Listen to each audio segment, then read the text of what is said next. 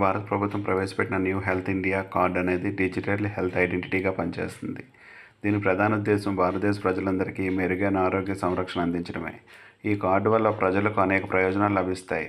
ఇప్పుడు దీని గురించి తెలుసుకుందాం. అబా కార్డు ప్రయోజనాలు.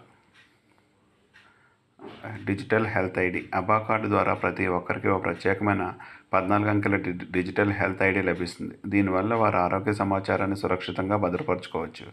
అన్ని ఆరోగ్య సమాచారాలు ఒకే చోట. ఈ హెల్త్ ఐడి ద్వారా డాక్టర్ కన్సల్టేషన్, టెస్టులు, డయాగ్నోస్టిక్ నివేదికలు, ఆసుపత్రుల డిశ్చార్జ్ సమరీలు వంటివి ఆరోగ్య వివరాలన్నీ ఒకే చోట దొరుకుతాయి. సులభమైన డాక్టర్ కన్సల్టెన్సీ. డాక్టర్ను కలవాల్సి వచ్చినప్పుడు మునుపటి ఆరోగ్య చరిత్రను డిజిటల్గా షేర్ చేయవచ్చు. దీనివల్ల డాక్టర్కి, రోగికి గురించి పూర్తి సమాచారం ఉండి సరైన చికిత్స అందించవచ్చు. అబాలో భద్రపరిచిన ఆరోగ్య సమాచారం పూర్తిగా గోప్యంగా ఉంటుంది. యూజర్ అనుమతి లేకుండా ఎవరూ ఈ డేటాను చూసే వీలే లేదు.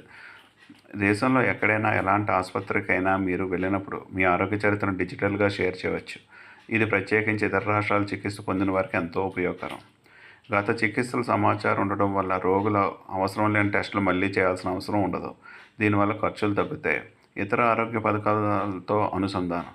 అబా కార్డు ద్వారా ఆరోగ్య భారత్ మిషన్, ఆయుష్మాన్ భారత్ వంటి ప్రభుత్వ పథకాలతో అనుసంధానం సాధ్యమవుతుంది.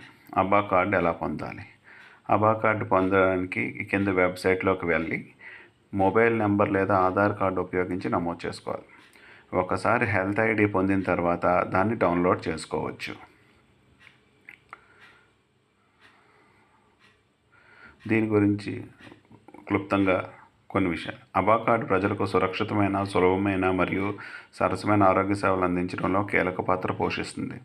ఇది ప్రతి ఒక్కరూ తీసుకోవాల్సిన అవసరమైన డిజిటల్ హెల్త్ ఐడి.